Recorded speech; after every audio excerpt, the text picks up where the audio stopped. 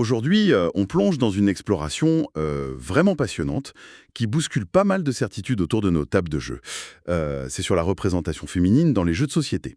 On va revenir en détail sur notre article. Ouais, celui qu'on a publié spécialement pour le 8 mars.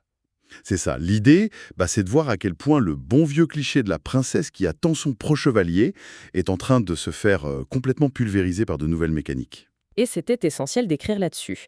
Surtout quand on reprend le contexte chiffré de notre article, ça fait un peu froid dans le dos. En 2018, il y avait à peine 2,4% d'autrices dans le top 200 des jeux.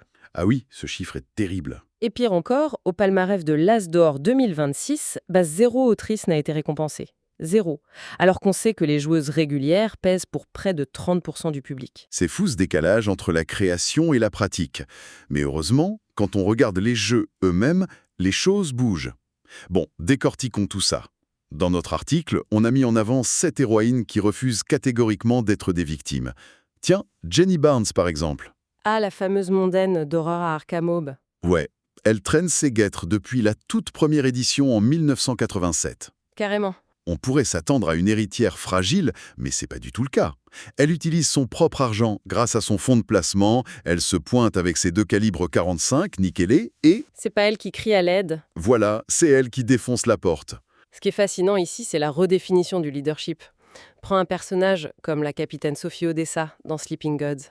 Oh, j'adore cette campagne. Ce qui marque le plus quand on la joue, c'est la normalité absolue de la situation. On est en 1929, c'est une femme qui dirige un équipage entier sur un navire à vapeur, et le jeu n'en fait jamais un événement inhabituel. Sur les 170 pages du livret, c'est juste une leader naturelle. Point.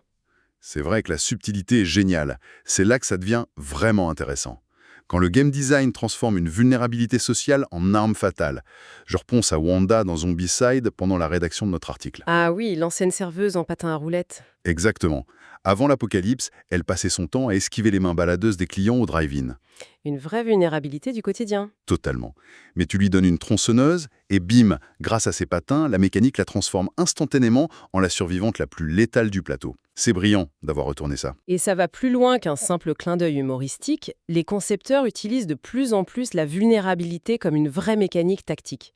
C'est flagrant avec la Spellweaver de Gloomhaven. C'est une magicienne extrêmement fragile.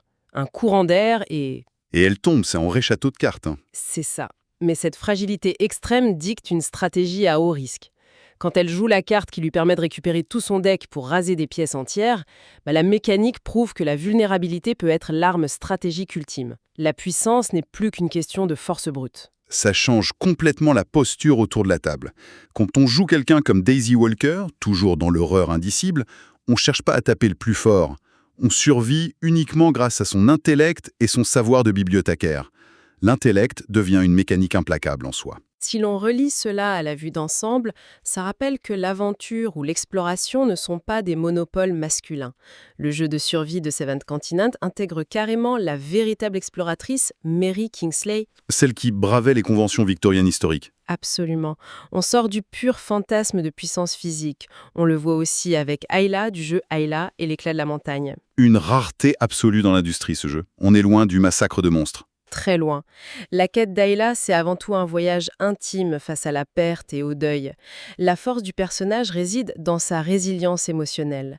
Ça propose une expérience radicalement différente. Alors, qu'est-ce que tout cela signifie, finalement, à travers le prisme de notre article? On se rend compte que ça dépasse de simples règles. Au-delà du plateau, il faut observer ce qui se passe à nos tables. Qui prend la parole? Qui décide de la stratégie? Jouer ces femmes, c'est se réapproprier le récit. Parce que l'héroïsme, c'est pas un genre, c'est un droit à l'action. C'est clair. Cela soulève une question importante pour clôturer cette exploration.